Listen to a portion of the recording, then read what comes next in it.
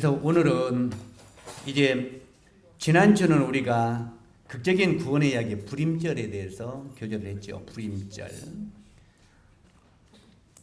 오늘은 구원과 영원한 속죄 이야기 유월절과 무교절에 대해서 말씀을 나누도록 하겠습니다. 한번 따라서 하세요. 구원과 영원한 속죄 이야기 유월절과 무교절. 다시 말해서 유월절과 무교절은 구원과 영원한 속죄의 이야기라는 말입니다. 그런데 이 유월절의 절기와 무교절의 절기가 나뉘어 있는데 사실은 이스라엘 백성들은 이 두 절기를 함께 섬겼습니다. 뭔 말인지 이해가십니까? 따로 이렇게 분리한 게 아니라 한 라인으로 이렇게 섬기게 됐다는 말이에요. 다시 말해서 유월절을 지나면서 무교절을 따로 지낸 게 아니라 유월절이 끝나는 순간 무교절로 바로 연결돼서 섬겼다는 말입니다. 그래서 유월절과 무교절은 한 절기같이 이렇게 묶어져 있는 이런 절기라 하는 말입니다. 실제로 여기에 다시 반복합니다만 이 유월절과 무교절은 구원과 영원한 속죄의 이야기인데 이제 이 두 이야기를, 이 절기의 이야기를 성경을 통해서 오늘 우리 형제 자녀들과 함께 교제하기를 원합니다.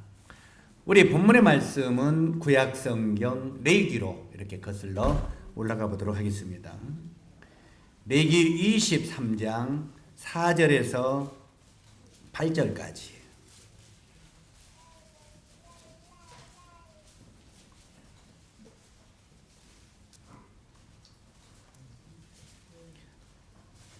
자, 4절에서 8절까지 우리 같이 한번 짤막한 내용이기 때문에 읽도록 하겠습니다. 시작. 이것이 너희가 그 정한 때 성회로 공포할 여호와의 절기들이라. 첫째 달 열 나흘날 저녁은 여호와의 유월절이요 이달 15째 날은 여호와의 무교절이니 이래 동안 너희는 무교병을 먹을 것이요 그 첫날에는 내가 성회로 모이고 아무 노동도 하지 말지며 너희는 이래 동안 여호와께 화제를 드릴 것이요 일곱째 날에도 성회로 모이고 아무 노동도 하지 말지니라. 이건 물론 이 절기들은, 이스라엘의 절기들은 어떻게 보면 구약의 율법하에 일어나던 일입니다만 여기서 오늘날 우리 주님께서 사도 바울을 통해서 우리들에게 가르치는 교훈은 뭡니까? 오늘날 우리들은 율법에서 해방을 받았습니다. 맞습니까? 율법 아래 매인자가 아니라 율법에서 해방받았습니다. 그러나 율법에서 해방받았다고 율법과 관계없는 인생을 살아서는 안 된다 하고 말하고 있습니다.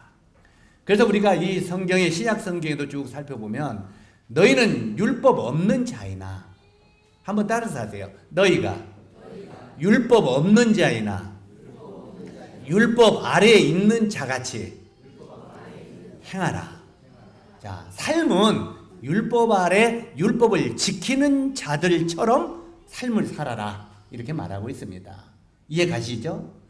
그러니까 옛날에는 율법을 안 지키면 바로 죽었습니다. 그런데 그렇게 되지는 않지만 이제 너희들은 율법에서 해방되고 율법에서 벗어난 자들이지만 삶은 율법 아래 있는 자들 같은 삶을 살아라.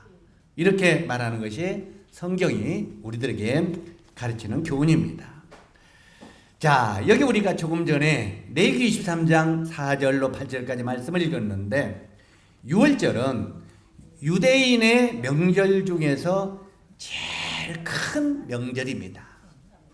전에도 한번 말씀을 드린 적이 있습니다만 우리나라 명절 중에서 제일 큰 명절이 언제예요? 우리나라? 네? 네, 추석이라고 했어요. 설날이 아니라 돈 받는 날이 제일 큰 명절이죠. 돈 받으니까. 그런데 실제로 제일 큰 명절은 중추절, 추석입니다. 그리고 추석, 그 다음에 이제는 정월, 초, 하론자 등등 이렇게 우리나라 명절들이 있는데 실제로 이 유대인의 명절 중에서는 바로 이 유월절이 제일 큰 명절이고, 이 6월절이 되면은 유대인들은 전 세계에 어디에 있든지 간에 이 날을 기념했습니다.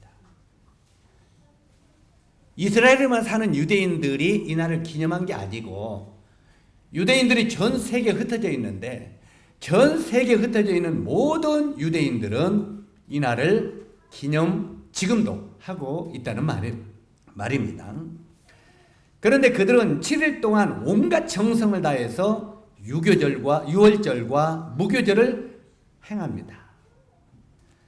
유월절과 무교절엔 집안의 모든 누룩을 전부 제거하는 것이 그 절기를 행하는 사람들의 마음입니다. 뭘 제한다고요? 누룩. 그래서 우리가 이 성경의 7절기를 살펴보면요, 6절기에는 모든 하나님 앞에 드리는 모든 예물을 누룩을 섞어서는 안 된다. 떡을 꿀 때 누룩을 섞어서는 안 된다고 말하고 있습니다. 그래서 이 모든 절기 중에서 7절기 중에서 6절기는 누룩을 섞으면 안 됩니다. 누룩은 뭐 하는 겁니까? 부패시키는 거죠. 변질시키는 겁니다. 그래가지고 누룩을 넣으면 우리가 술이 되잖아요. 그 술이 될 때 옛날에 우리 어머님이 옛날에 이제 명절이 돌아오면은 이 항에다가 누룩을 섞어서 찹쌀을 쌀을 넣고 해가지고 술 만드는 거 봤어요.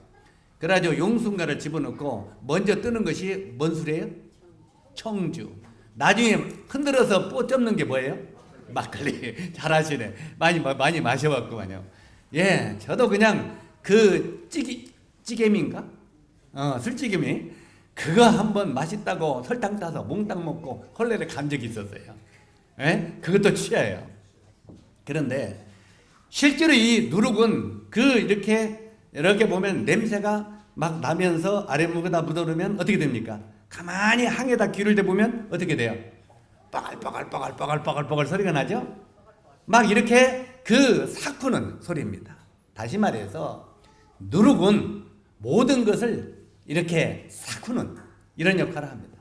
그래서 이 성경의 누룩은 죄를 상징하는 그런 물질입니다. 그렇기 때문에 모든 깨끗한 물 이 가루 속에 누룩을 섞어서는 안 된다. 그래서 바로 이 유월절이 돌아오면 이스라엘 백성들은요, 안에 광부터 바깥까지 혹시 우리 집에 누룩이 있는지 누룩을 샅샅이 거두어서 버려버립니다. 다시 말해서 집안을 어떻게 하는 거예요? 썩지 아니하는 누룩으로 싹 이렇게 정리를 하는 그런 날이 유월절입니다. 바로 이런 누룩을 다 제거하고 유월절을 맞기를 시작하는데, 실제로 이 유월절 날 누룩을 제거해서 깨끗하게 정리하는 이것은 영적인 의미로는 모든 죄를 정리하는 자기 성찰이다, 이렇게 받을 수 있습니다. 다시 말해서 내 안에 있는 모든 죄를 남김없이 제거하라. 그리고 나를 성찰하라. 나를 성찰하는 말은 자기 자신을 모르면 죄를 제거할 수가 있어요, 없어요? 자기 자신을 모르면 죄를 제거할 수가 있느냐고요, 없느냐고요? 없습니다. 많은 사람들이 주님 앞에 죄를 자백하고 죄를 정리한다고 하는데, 자기가 자기 자신이 하는 일이 죄인지를 모르는 사람은 그걸 제거하겠습니까? 안 하겠습니까? 절대 안 합니다. 왜요? 나는 하나님 앞에 깨끗하고 나는 죄가 없다고 생각해요. 이건 자기를 아는 사람이 모르는 사람이에요. 그 사람은 죄를 제거할 수가 없는 사람입니다. 실제로 성경에 보면은 이 로마서나 이런 데 보면 그런 말이 있어요, 없어요? 너희가 죄를 밥 먹듯 행하면서도 하나님 앞에 두려움이 없다. 나는 깨끗하고 두려움이 없다는 거예요. 이게 바로 자기를 모르는 사람들이 어떻게 보면 교만한 사람들의 마음입니다. 그래서 실제로 우리가 하나님 앞에 내 죄를 정리하기 위해서는 자기 성찰이 있어야 된다. 자기가 자기를 볼 줄 아는 마음이 있어야 된다. 다시 말해서 나는 굉장히 비방하고 후욕하고 요욕하고 욕심을 내고 시기하고 이런 사람이구나. 내가 내 안을 볼 때 내 안에 이런 것들이 가득하구나. 이것을 깨달을 때 그 죄를 성찰하고 그 다음에 그 죄를 제거할 수가 있다는 말입니다. 그래서 이 유대인들은 바로 이 누룩을 남김없이 샅샅이 뒤져서 그것을 정리하는 이것이 유월절 제사입니다. 최초의 유월절은 출애굽기에 나옵니다. 아까 예배 시간에 읽어드렸는데 우리 출애굽기 12장으로 한번 거슬러 올라가 보도록 하겠습니다. 구약성경 출애굽기 12장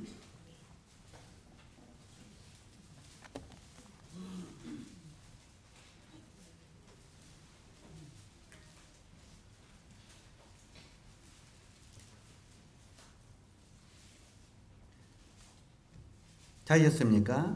6절부터 8절까지 아까 읽었던 말씀을 다시 한번 읽도록 하겠습니다. 이달 열 나흘 날까지 간직하였다가 해질 때 이스라엘 회중이 그 양을 잡고 그 피를 양을 먹을 집 좌우 문설주와 임방에 바르고 그 밤에 그 고기를 불에 구워 무교병과 쓴나물과 아울러 먹되. 바로 이 유월절 날 어떻게 먹어야 되는가를 우리들에게 가르치고 있습니다. 실제로 여기 이 출애굽기 12장의 1절을 보시겠습니다. 2장 1절 여호와께서 애굽 땅에 모세와 아론에게 일러 말씀하시되 2절 이달을 너희에게 달의 시작 곧 첫 해 첫 달이 되게 하고. 여기 보면은 이 유월절 이것을 양을 잡고 하는 이 달을 그 해 첫 달이 되게 해라. 그런데 이 이스라엘의 유대 원력에는 첫 달이 3월 달입니다. 우리는 첫 달이 몇 월 달이에요? 근데 물론 우리가 1월 달인데 우리는 음력으로 쓰면 몇 월 달이에요? 보통 2월 달도 되고 1월 달도 되고 그러잖아요. 음력이면. 다시 말해서 유대 달력에는 어떤 때는 3월 달이 되고 어떤 때는 4월 달이 되고 그럽니다. 그래서 유대 원력과 우리들이 쓰는 달력은 다릅니다. 뭔 말인지 이해가시죠? 그래서 유대 달력을 우리가 갖다 쓰면 우리하고는 안 맞습니다. 이해 가십니까? 그래서 이 유대 원력과 모든 이 성경의 계산법은 유대 원력으로 해야 맞는데 우리들의 달력으로 계산을 하니까 잘 안 맞는 것들이 많이 있다고 하는 것입니다. 그래서 여기 보면은 3월달, 4월달이 첫 달이 시작되는 달이라고 말하고 있는데 여기 보면은 이게 첫 달이 되게 하고 그때 이제 너희가 각각 너희 가족대로 첫 양이나 염소를 잡으라. 숫자대로. 그러면서 이 양을 어떻게 잡을 것인가 말하면서 6절에 보니까 뭐라고 했습니까? 이달 열 나흔 날까지 간직하였다가 해질 때 이스라엘 회중이 그 양을 잡고. 여러분 이달 14일까지 너희가 어떻게 하라고요? 간직하여 두었다가. 자, 이 말을 염두에 두면서 우리가 아까 그 레위기 23장을 읽었어요? 안 읽었어요? 레위기 23장을 읽을 때 실제로 유월절을 행할 때 어떻게 행하라? 14일 이렇게 이야기하죠. 양을 14일 날 잡으라. 밤에 해질 때. 그런데 우리가 신약의 어린 양 되신 예수 그리스도가 니산월 그 첫 달 14일 날 예수 그리스도께서 간직했다가 14일 날 죽였습니다. 이해 가십니까? 그래서 이것을 여기에 시간을 많이 할애할 수는 없지만 구약의 14일 날 어린 양이 죽은 그날에 맞춰서 어린 양 되신 예수 그리스도가 14일 날 이 땅에서 죽었다는 말입니다. 이해 가십니까? 그래서 구약은 오실 메시아, 신약은 오실 메시아. 그래서 이 구약과 신약에 이루어지는 그리스도와 어린 양의 관계는 그대로 연결이 되어 있는 장면들을 우리가 많이 볼 수 있다는 말입니다. 실제로 이 출애굽기 12장을 보면 3,500년 전, 지금으로부터 약 3,500년 전에 애굽의 바로 왕의 노예 사슬에서 구원받은 날, 어린 양의 피가 사망의 권세에서 건져준 날이 유월절 날입니다. 유월절이 무슨 절기인가? 이제 이해 가시죠? 유월절은 다시 반복합니다. 애굽의 바로 왕의 노예 사슬에서 구원받은 날. 구원만 어린 양의 피가 이제 이스라엘 좌우 문설주에 발라짐으로 말미암아 이스라엘이 죽음에서 건짐을 받은 날, 바로 이것이 유월절의 의미라 그 말입니다. 우리가 신명기 6장 20절 이하의 말씀을 쭉 읽어보면은 이스라엘 백성은 그 후에 지금까지 대대로 이 날을 기념하고 있는 것입니다. 그런데 이스라엘 역사를 잘 살펴보면은 이 유월절을 잘 지키는 왕조 때는, 이 유월절을 잘 지키는 왕조 때는 하나님이 이스라엘을 흥왕시켰습니다. 영적으로 육적으로 나라가 강성해지도록 했다는 말이에요. 그래서 나중에 유월절이 지키지 아니하고, 그때는 유월절을 지키지 아니하면 이스라엘은 완전히 최밑바닥까지 떨어지는 암흑의 시대가 되어버리는 것이 유월절이 좌우하는 것입니다. 그래서 실제로 이스라엘에게 유월절은 그들의 흥망성쇠가 좌우되는 것이기도 합니다.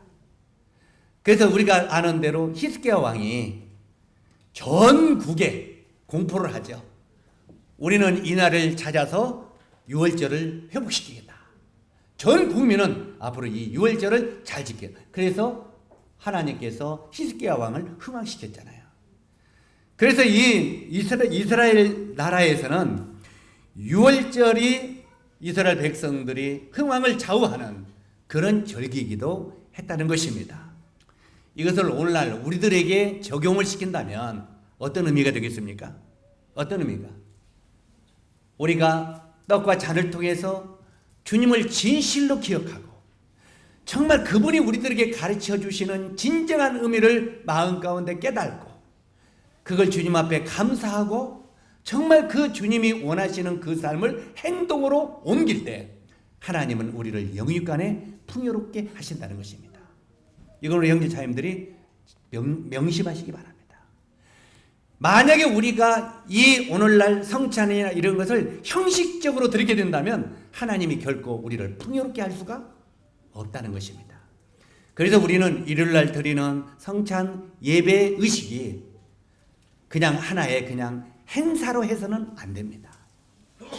정말 마음 가운데 그분의 놀라운 은혜를 깨닫고, 깨닫기만 하면 뭐합니까?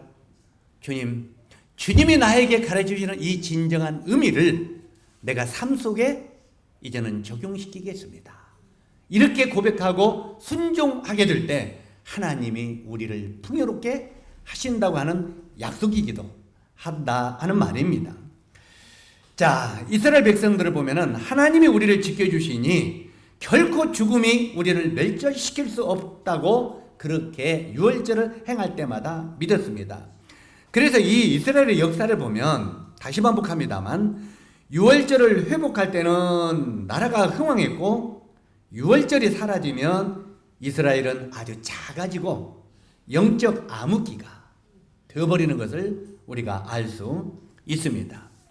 그래서 이 이스라엘 역사를 보면은 우리가 지난번에 공부를 한 것처럼 바로 왕, 이 애굽의 바로 왕이죠. 이 바로 왕, 그 다음에 지난 시간에 말씀드렸던 하만, 그 다음에 독일의 2차 전쟁 때 히틀러, 이런 사람들이 유대인을 멸절시키려고 작정을 한 사람입니다. 유대인들을 남김없이 죽이려고, 남김없이 멸절시키려고 작정을 했지만 그들의 그 권력과 힘으로도 결코 유대인들을 멸절시킬 수가 없었다는 것입니다. 지난번에 말씀을 드린 대로 그 유대인들을 멸절시키려고 했던 바로왕이나 하만이나 히틀러나 이런 사람들은 역사 속으로 전부 다 사라져 버렸습니다. 없어져 버렸어요.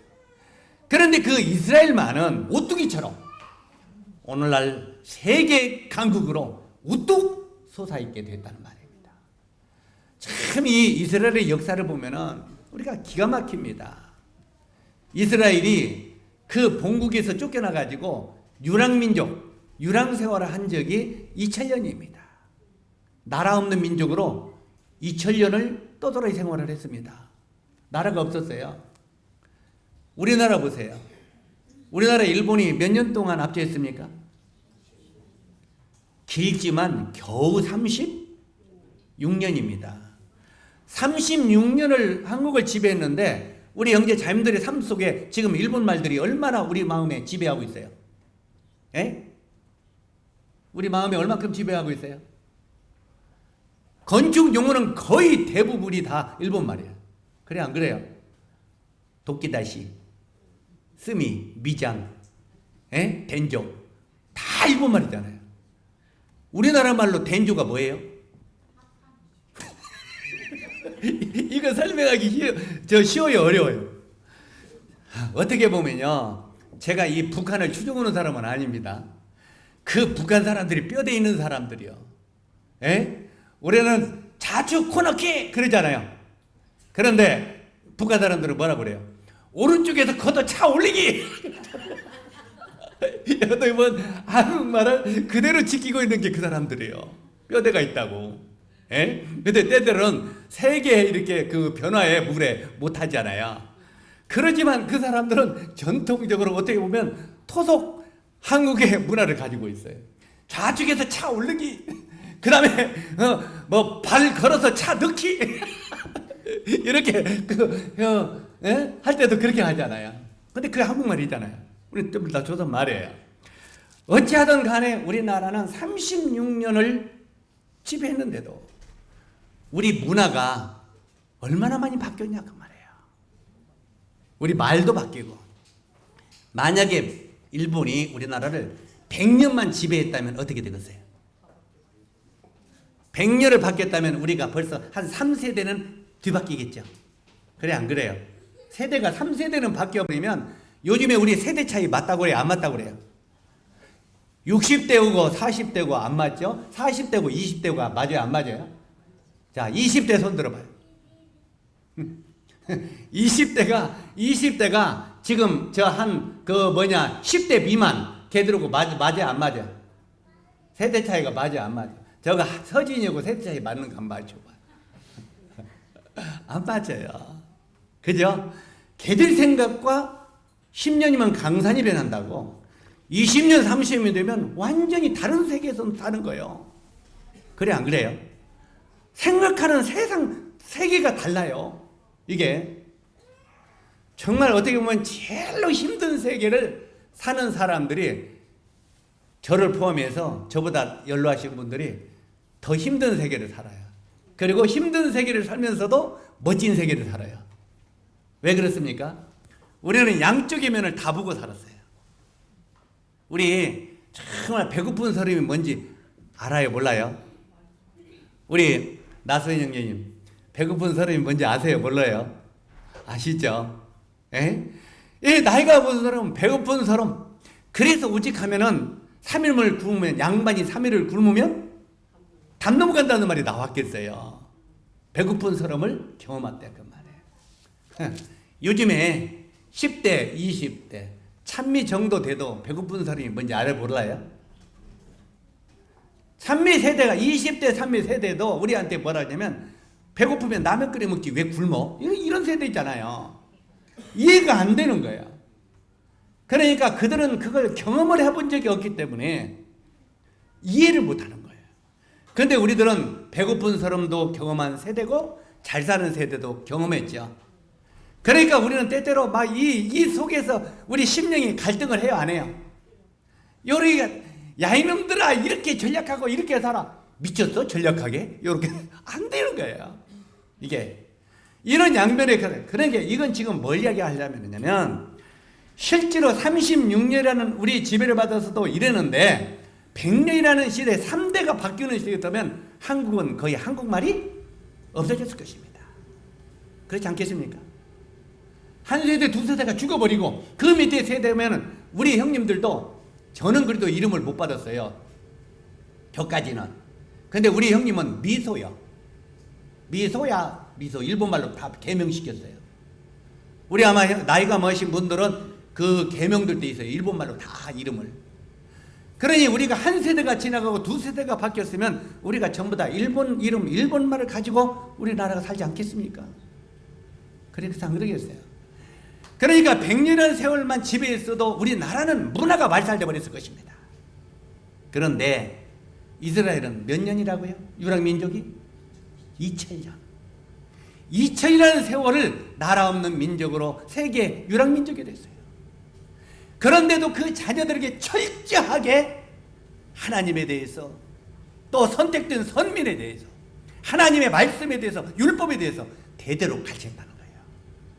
대대로. 정말 그 자식이 손자가 증손자를 철저하게 가르쳤기 때문에 2000년이 지났는데 우리는 고토 내 본향 팔레스타인으로 돌아간다. 그래서 해방시켰잖아요. 됐어요? 안 됐어요? 2000년이 지난 주에 내 고향으로, 그때는 내 고향이 있어요? 없어요? 내 고향에는 지금 누가 살았어요? 팔레스타인 사람들이 살았잖아요. 그 당시 팔레스타인 사람들은 유목민족들이었어요. 떠돌이. 그런데 보니까 이스라엘이 전부 다 이제 저 해로 추방받아갖고 나라가 없으니까 거기 와서 물도 많고 괜찮으니까 거기 와서 정착하고 살았다 그 말이에요. 정착하고 낳고 또 낳고 2000년을 낳고 또 낳고 살으니까 그 나라가 누 땅이 됐어요. 팔레스타인 땅이 된 거예요. 팔레스타인 땅이 되는데 어느 날 갑자기 이스라엘 사람들이 오더니 이거 우리 땅이다 내려와. 그래 사람 미쳐요 안 미쳐요? 미치죠. 그래서 지금 팔레스타인과 이스라엘이 서로 땅 전쟁하고 있는 거예요. 서로 내놔라 안 준다, 내놔라 안 준다. 그래가지고 아버지가 이스라엘이랑 폭력으로 하고 막 그렇게 해서 전쟁을 해가지고 막 뺏었잖아요. 그래가지고 지금은 이 팔레스타인 사람들을 이 자치구라고 요만한 데다 묶어놨어요. 요만한 땅에다 해놓고 거기를 가보시면 이스라엘 백성들이 울타리를 전부 다 쳐놔버렸어요. 다 땅을 차지고 팔레스타인 차지게 울타리를 딱 철제망을 쳐놨어요. 그리고 나오는 입구에 이스라엘 군인들이 지키고 있는 거예요. 나가서 표검사해요. 진짜인가 가짜인가. 그러니까 그거 해방하려고 요즘에 전쟁이 일어나는 거예요. 계속 팔레스타인 전쟁이 그런 겁니다. 우리가 볼 때는. 근데 이제 이스라엘 사람들은 이방인을 내쫓는다는 거죠. 하나님의 말씀을 따라서.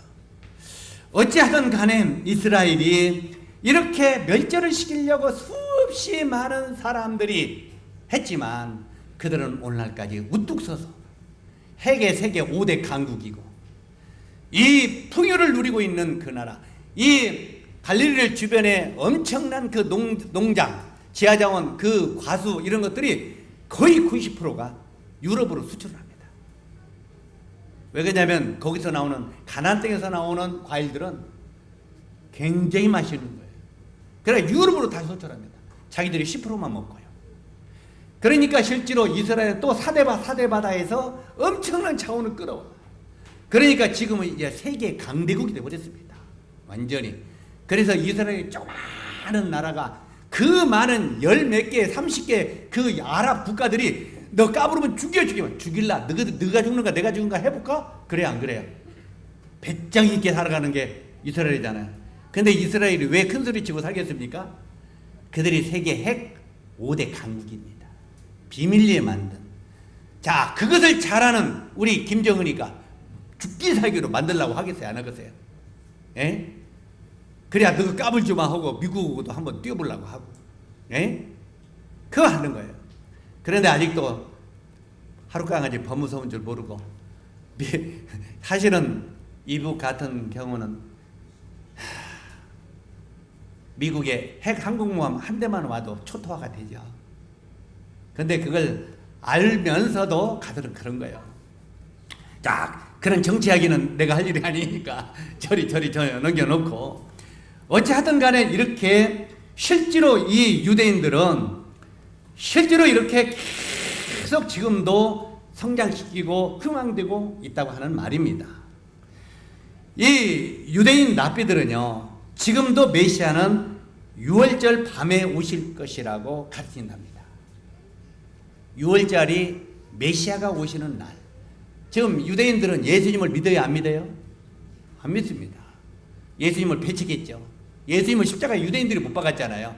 왜 그러냐면 그가 우리의 메시아가 아니다. 그런데 왜 유대인들이 예수님을 메시아 예수님을 못 박았습니까? 실제로 이 유대인들이 기다리는 메시아는 심판의 주님으로, 만왕의 주님으로, 영광의 주님으로 오실 메시아를 기대했어요. 그런데 예수님 와서 기적을 행하고 오병이의 기적을 행하고 하니까 와, 저분이 메시아인가 보다 그랬어요. 실제로 저분이 우리 메시아가 되면 우리가 굉장히 풍요롭겠구나. 그래서 예수님이 예루살렘을 입성할 때 어떻게 했습니까? 겉옷을 깔으면서 호산나 호산나 여호와의 이름으로 오시는 이여 당신은 우리로부터 영광을 받을 메시아입니다 그랬어요. 그런데 예수님이 바로 왕자에 올라가서 기적을 행하고 그래야 되는데 뭐 하고 있었어요? 가난한 자, 눌린 자, 병든 자, 세리 이런 자들만 만나고 병 고치고 있으니 그 유대인들이 속에 막 내가 사투리 쓸게요. 딱지가 나갔어요? 안 나갔어요? 화가 났죠. 그러니까 나중에 우리가 메시아를 기대했더니 우리가 기다리는 메시아가 아니다. 저는 가짜다. 죽여라. 그래서 십자가에 죽은 거예요. 그런데 그들의 눈이 가려워진 것이 예수님은 초림으로 오실 예수 그리스도와 재림으로 오실 예수 그리스도가 있는 것을 유대인들은 몰랐던 것이죠. 초림으로 오실 예수 그리스도는 인류를 구원하기 위하여 십자가에 죽으러 오실 예수 그리스도.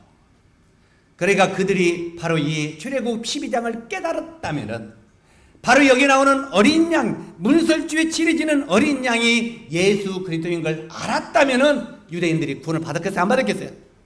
근데 그들에게는 크게 눈이 가려웠었다가 말이에요. 그리고 이사야서 53장을 읽을 때 제가 전에 이스라엘에 갔을 때 물어보니까 우리들은 이사야서 53장을 읽으면 그 이사야서 53장이 누구를 가르치는가 다 알아요? 몰라요? 구원받은 우리들은 알죠. 그런데 미안하게 우리가 그거 안다고 교회 다니는 사람이 다 안다고 착각하면 안 돼요. 교회 다니는 사람들도 그게 무슨 말인지 모르는 사람들이 더 많아요. 이해 가십니까? 내가 그걸 깨달았다고 다른 사람도 깨달았다고 착각하면 안 돼요. 이게 비밀이기 때문에 그래요. 비밀. 비밀은 감추온 것을 드러내서 풀어준다 이 말이잖아요. 그런데 그 이스라엘에 보면 그가 찔리면 우리의 허물이라며 그가 상하면 우리의 죄악을 이라미라. 그가 징계를 받으므로 우리가 평화를 누리고 그가 채찍이 맞으면 우리가 나음을 얻었도다. 이것들을 이제 그게 우리가 믿는 것은 예수 그리스도를 상징하는데 유대인들은 지금도 뭐라고 생각하냐면 이사야서 53장은 바로 유대인인 우리들을 말하는 거다 이렇게 받아요. 해석도 그렇게 받아요. 여기에 바로 찔리고 고난받고 핍박받고 하는 것은 바로 우리 유대인들을 말하는 거다 이렇게 말하는 거예요. 이해 가시죠? 그러니까 그게 자기 것이 안 되는 거예요. 그래서 이 유대인들도 지금도 예수님을 거절하고 있다는 겁니다. 그런데 그 전에 제가 이제 그 이스라엘에 한번 들어가서 들은 것이 랍비들은 그걸 연구하면서 이사야서 53장이나 이것이 우리를 가르치는 게 아니라 자 유대인들을 가르치는 게 아니라 바로 2000년 전에 십자가에서 죽으신 예수 그리스도를 말한다고 하는 것을 랍비들은 안답니다. 몇몇 랍비들은 유명한 랍비들은 안 돼요. 그런데 아는데 그걸 지금 말할 수 있어요 없어요? 말하면 나라가 얼칵 뒤집히죠. 그런데 이 비밀이 언제 등거되냐? 환란 기간에 7년 그 야곱의 환란 기간에 바로 이제 적그리스도가 등장해서 이스라엘의 그 메시아로 등장하는데 나중에 하나님 앞에 예물을 드리지 못하게 함으로 말미암아 우리가 속았구나 깨닫고 나서 그러면 우리가 기다리던 메시아는 어디냐 했을 때 그때 이 랍비들이 바로 우리가 조상들이 2000년에 죽였던 예수 그리스도가 우리의 메시아라고 그때 할 거랍니다. 그때 하게 되면 이스라엘 백성들이 그래 그러면 우리 조상들이 메시아를 죽였으니 우리가 어찌 알고 하고 전국적인 속죄운동, 회개운동이 일어나는데 이게 바로 성경에 나오는 7절기 중에 나중에 공부하겠지만 속죄일의 절기입니다. 속죄일 이해 가십니까? 회개하는 속죄일. 우리가 메시아를 죽였으니 어찌 알고 그러면서 그들이 이제는 그 예수 그리스도를 마음에 믿고 나서 영적인 회개운동이 일어나고 거기서 14만 4천이 뽑혀가지고 전 세계에 흩어져서 가르치는 교훈이 우리가 전에 핍박했던 예수 그리스도가 우리의 메시아라고 14만 요한계시록에 나오는 그게 저기 그 새친천지에 자기들이 아니고 실제로 14만 4천은 각 지파 중에 1만 2천씩 전 세계에 흩어져서 바로 예수 그리스도 메시아임을 증거한다는 것입니다. 그런데 전 세계에 흩어져서 전도할 때 그때는 믿지 않는 이방인의 무리도 소수는 있겠지만 성경에 보면 그 밭고랑이에 떨어지는 이삭이 조금씩은 있어요. 그러나 그 환난 기간에 전 세계에서 14만이 전도할 때 누가 회개를 하느냐면 이방인들이 대부분 하는 게 아니라 전 세계에 흩어져 있는 유대인들. 이해가시죠? 그 유대인들이 바로 그러면 우리의 메시아는 예수 그리스도 그분이란 말이냐. 그래서 그들이 예수 그리스도를 통해서 이 요한계시록 7장에 보면은 그 14만 4천 외에 큰 무리가 환난에서 나오는데 이런 말씀이 나오죠. 예? 큰 무리가 어디서 나온다고요? 환난에서 나오는데 7년 환난 기간에 큰 무리 이스라엘 백성들이 회개하고 전 세계에 흩어졌던 무리들이 나온다는 말입니다. 이게 거기 성경에 나오는 큰 무리요. 신천지가 아니고 큰 무리는 이스라엘 백성들 중에 회개한 무리들이다 그 말이에요. 이해 가시죠? 일단 오늘 교재는 그 계시록 공부가 아니니까 거기에서 거기까지 넘기고 여기 보면 이 유대인들이 실제로 이제는 그날 이 6월절 날 바로 이 메시아가 오실 것이다 이렇게 믿었다는 겁니다. 유대인들은 6월절 식탁에 지금도 누룩을 섞지 않은 빵을 구워놓고 그 다음에 무교병이죠. 이게 누룩 섞지 않은 빵이 무교병입니다. 그 다음에 쓴나물을 묻혀놓는답니다. 저도 쓴나물을 좋아해요. 우리 봄에 쓴나물 좋아해요? 안 좋아해요? 안 좋아해요? 쓴나물을 많이 먹어야 저 봄에 입맛이 돌아와요. 쓴나물을 많이 먹어요. 그런데 여기에 이스라엘 백성들도 바로 이 쓴나물을 먹었다는 거예요. 쓴나물. 그 다음에 포도주를 마시고 달걀을 삶아 먹고 그 다음에 소금물을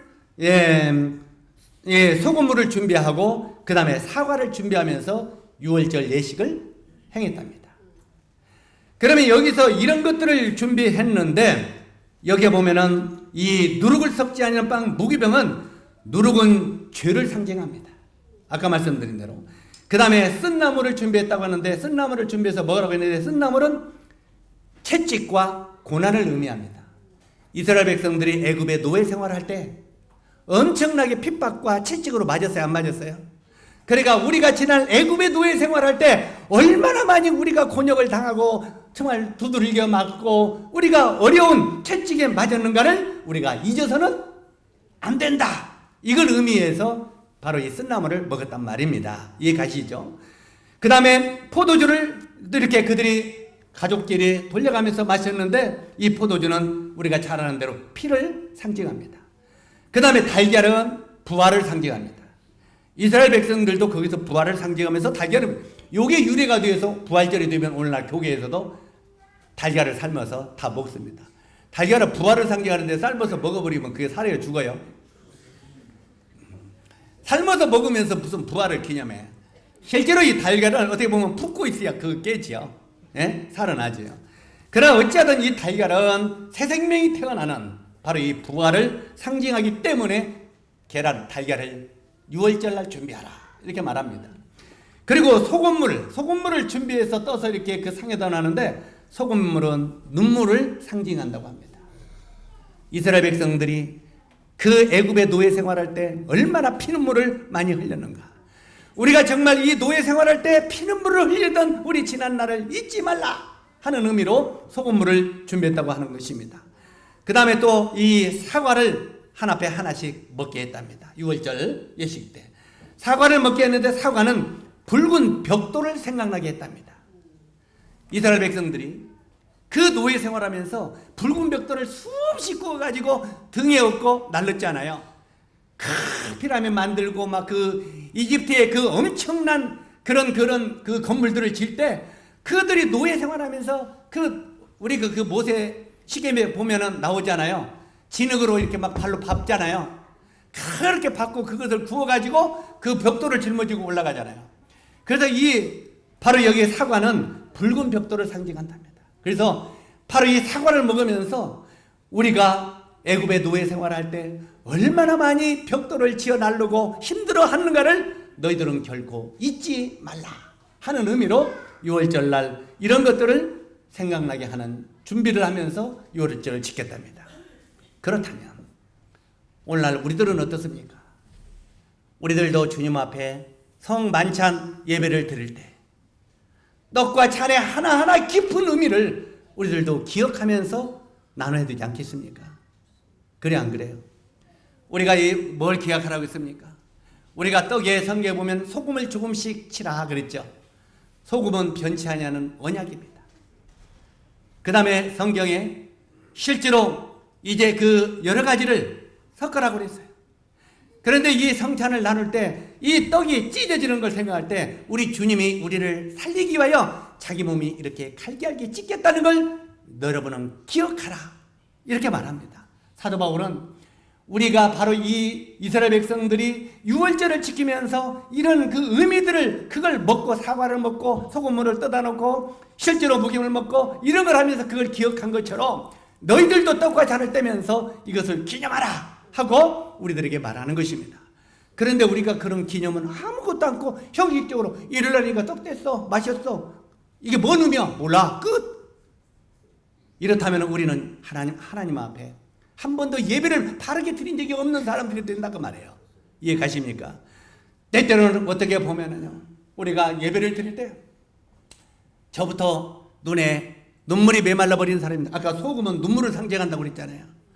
적어도 예배장이 눈물의 장이 되는 예배가 드려야 됩니다. 그렇지 않겠습니까? 물론 슬픔만 있느냐? 부활의 기쁨도 있죠. 그러니까 때때로는 이 예배 시간에 눈물과 기쁨이 함께 번복되는, 우리가 때때로 어떤 때 보면은 세상에 사람을 헤어져도 때때로는 눈물이 나고 기쁨이 드러나잖아요.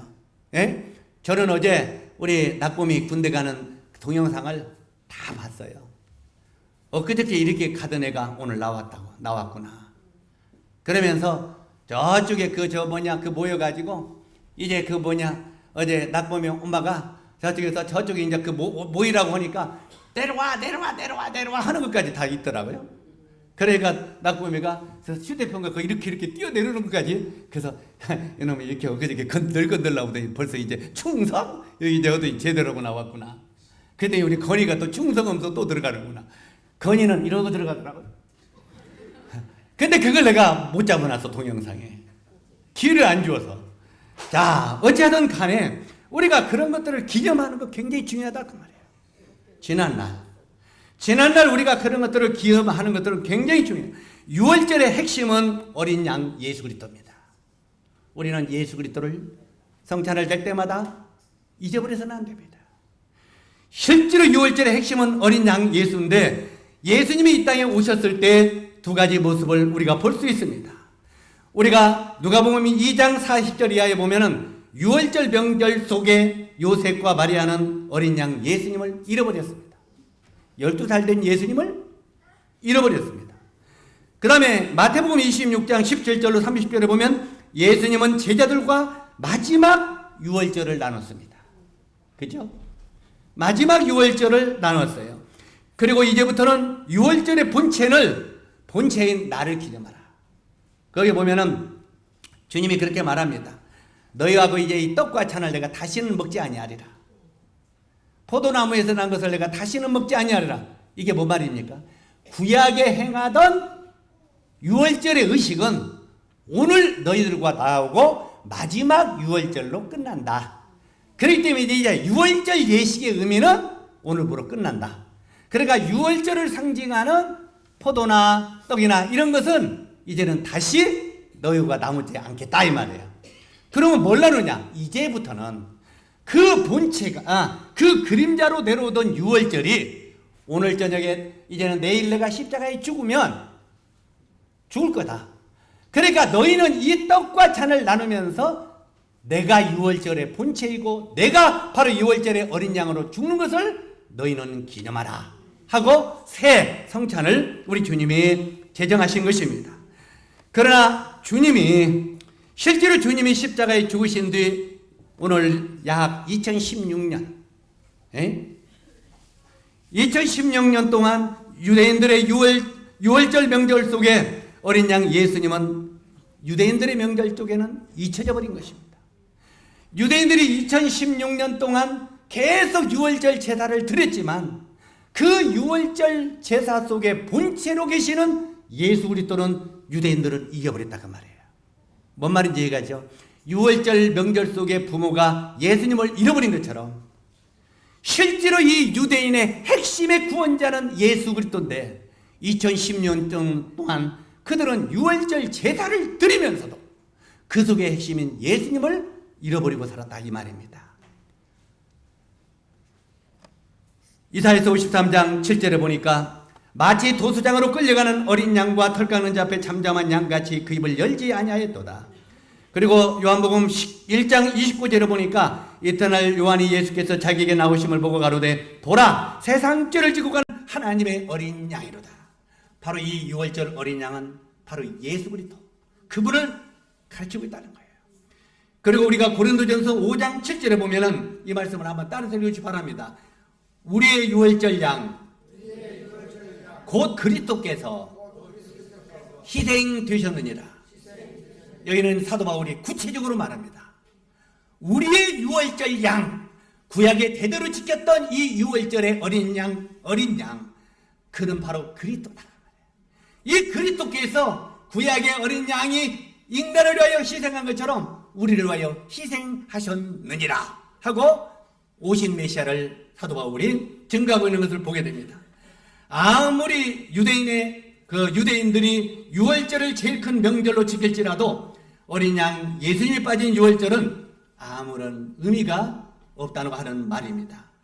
예수 그리스도 그분이 진정한 6월절이고 그분이 바로 무교절인 것입니다. 예수 그리스도 그분이 우리 죄와 사망의 권세에서 건져주시기 위하여 십자가에 빌려 죽으시고 우리를 의롭다 하시기 위하여 그분이 3일 만에 부활하셨다고 말하고 있습니다. 이 무교절에는 누룩을 완전히 집안에서 제거하라고 했죠. 이 집안에서 누룩을 완전히 제거하라고 것처럼 6월절이신 예수 그리스도 예수님이 우리 죄를 위하여 죽으시고 무교절인 예수님이 우리 죄를 깨끗하게 하사 우리에게 영원한 속죄를 이루셨다고 하는 건 의미합니다. 다시 반복하면 6월절 날이 이르면은 모든 집안에서 누룩을 다 제거하라고 그랬죠. 완전히 제거하라. 남김없이 제거하라. 이 말은 우리 마음속에 지배하던 누룩들, 우리 마음을 지배하고 있던 죄악들, 이것들을 예수 그리스도 십자가로 깨끗하게 씻어내라 이 말입니다. 깨끗하게. 그래서 바로 예수 그리스도 어린 양 되신 예수 그리스도 그분이 우리 죄를 하여 십자가에 피 흘려 죽으시는 그때 우리 죄가 우리 마음에서 누룩을 제거한 것처럼 내 마음의 죄악을 완전히 씻어내고 우리를 의롭다 하셨다는 의미입니다. 아멘. 바로 예수 그리스도 그분은 우리 마음 가운데 멸망으로 이끌어가는 이 죄의 누룩, 이것을 십자가에서 완벽하게 씻어서 내 안에 있는 누룩을 깨끗하게 씻어낸 분이시다 하는 말입니다. 3500년 전에 애굽에서 6월절 밤에 일어났던 일들을 한번 다시 생각해 보도록 하겠습니다. 모든 장자가 죽든지 어린 양이 죽든지 양자 태기를 해야 됐습니다. 자, 너희 장자는 다 죽이라 그랬어요. 그리고 너희 장자를 살리려면 양을 잡아서 문설주 차후에 받아라 그랬어요. 그러니 장자는 이미 죽게 되어 있어요.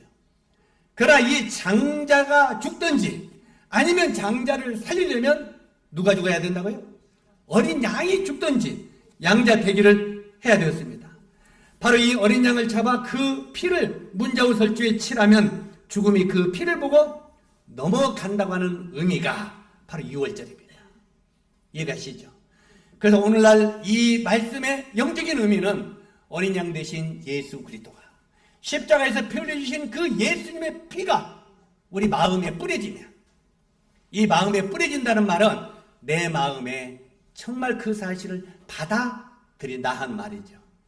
실제로 그 피가 내 마음에 뿌려지면 우리가 사망의 길, 죄의 삭스는 사망인데 그 사망의 길에서 생명으로 옮겨진다고 하는 것이 진정한 6월절의 의미다 하는 말입니다. 오늘날도 바로 이게 동일한 것입니다. 하나님의 메시지는 너희가 선하고 깨끗하고 정직하게 사는 것을 보면 구원하리라 이렇게 말하지 않았습니다. 하나님이 우리가 선하고 깨끗하고 정직하게 살면 너희가 구원을 얻는다고 말했습니까? 모든 종교는 그렇게 가르칩니다. 선하고 깨끗하고 정직하게 살면 너희가 구원을 얻는다. 극락세계에 이른다. 이렇게 가르칩니다. 종교들은. 그러나 너희가 종교에 열심히 하는 걸 볼 때 내가 구원하리라 이렇게 했습니까? 우리가 종교 생활을 열심히 한다고 구원하는 게 아니라 그 말입니다. 이렇게 말씀하신 것이 아닙니다. 바로 그 피를 볼 때 내가 너희를 넘어가리라. 다시 한번 따라서 하세요. 예수 그리스도의 십자가의 피를 볼 때 내가 너희를 넘어가리라. 바로 예수 그리스도 그 십자가의 피가 내 마음에 믿고 있는지 안 믿고 있는지를 죽음의 사자가 본다는 말이에요. 죽음의 사자가 나를 바라볼 때 내 안에 내 이 마음의 문에 피가 발라져 있으면 죽음이 나를 넘어가지만 이게 발라있지 아니하면 그대로 들어와서 나는 심판을 받고 죽음의 길로 들어간다는 말입니다. 실제로 하나님의 어린 양 우리를 위하여 십자가에 빌려 죽으사 예수 그리스도를 마음에 믿을 때 죽으신 예수 그리스도를 마음에 믿을 때 우리가 구원을 받는다고 말하고 있습니다. 로마서 10장 10절에 보면은 이제 정리를 하면 뭐라고 기록되어 있습니까? 사람이 마음으로 믿어 의에 이르고 뭘로 믿어? 예, 그냥 마음에 믿는 것 중이에요. 마음으로 믿는 게 중요해요. 마음으로 믿어 의에 이르고 마음으로 믿으면 내가 의롭다함을 얻는다 이 말이에요. 의에 이르고 그 다음에 입으로 시인하여 구원에 이르느니라.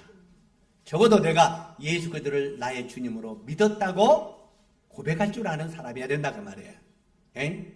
적어도 우리 성도들은 친구들이나 이웃이나 가족들에게 내가 예수 그리스도를 나의 구세주로 나의 구원자로 내 마음에 믿은 자라고 고백할 줄 아는 이런 입으로 시인할 줄 아는 사람의 구원에 이른다고 말합니다.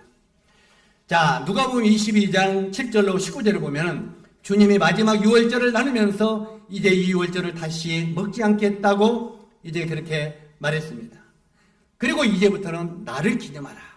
그래서 우리가 매주 안식 첫날 성찬 예배를 드리는 것입니다. 나를 기념하라기 때문에. 사도행전 20장 7절에 보니까 우리가 안식 후 첫날, 안식일은 토요일입니다. 금요일 해가 질 때부터가 안식일입니다. 금요일 밤 해가 지는 날부터 안식일입니다.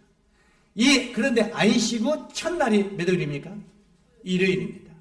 안식일은 토요일이고 안식 후 첫날 우리가 떡을 떼라요 뭐였다. 이 안식 후 첫날은 예수님이 부활하신 날입니다. 그래서 우리가 어떻게 보면 떡을 떼면서 예배 드리는 것은 우리가 주님이 부활하신 날 예배를 드리는 것입니다. 왜? 우리에게 소망을 주신 주님이시기 때문에. 그분이 내 죄를 위해 죽으시고 이제는 나에게 영원한 소망을 주셨기 때문에 안식 후 첫날 성찬 예배를 드리면서 그분을 기념하는 것입니다. 사도 바울은 이런 진리들을 가르쳐 일깨우라고 말합니다. 이런 진리들을 계속 가르쳐서 일깨우려고 사도 바울은 눈물로 내가 너희를 가르쳤다 이렇게 말합니다. 이 의미들을 잃어버리지 말라. 바로 예수 그리스도 그분이 여러분의 생명이고 여러분의 죄를 섞이게 되신 분이고 그분은 우리를 구원시키기 위하여 이런 일을 치르셨다는 이 놀라운 복음, 이 놀라운 구약의 유월절의 의미가 이루어진 유월절을 성도들에게 또 구도자들에게 눈물로 가르쳤다는 거예요. 눈물로. 이걸 잊지 말라고. 그러면서 내가 눈물로 너희를 가르쳤다. 사도행전 20장 31절에 보니까 그러므로 너희가 일깨워 내가 3년이나 몇 년이요?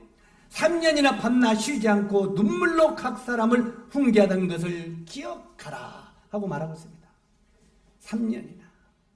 3년이나 눈물로 너희를 가르치면서 일깨우라고 하는 것을 기억하라.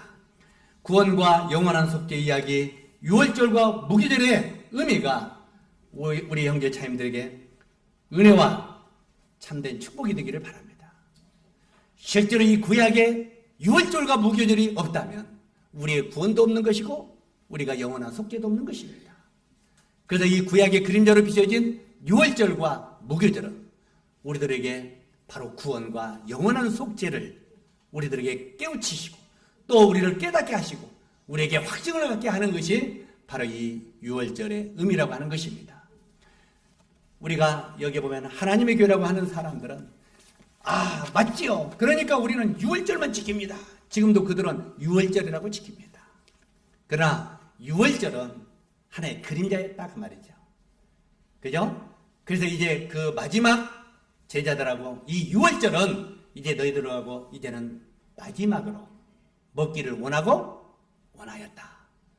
그리고 오늘 이제 이 마지막으로 이날 저녁에 나누는 6월절의 모든 의식은 오늘로서 끝난다. 이 포도나무란 것을 다시는 마시지 않을 것이다. 그리고 이제부터는 다시 떡을 떼주면서 나를 기념하라. 구약의 6월절이 아니라 이제는 본체로 이 땅에 오신, 본체로 6월절을 이루어 가신 나를 기념하라. 그리고 너희가 나를 먹으며 나를 마시면 너희 안에 생명이 있다 하고 제자들을 일깨우자는 말을 우리 형제 자님들도 믿고 또 그 확증 속에 있으면서 우리가 축복을 누리게 되시기를 바랍니다.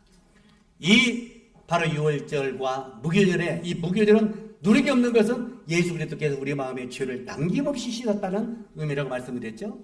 이런 교훈들을 우리 형제 자님들은 영원히 잊어버리지 마시고 마음속에 깊이 간직하고 확신을 가지고 다른 사람에게 가르치게 되기를 주님의 이름으로 기원합니다. 기도하고 마치도록 하겠습니다.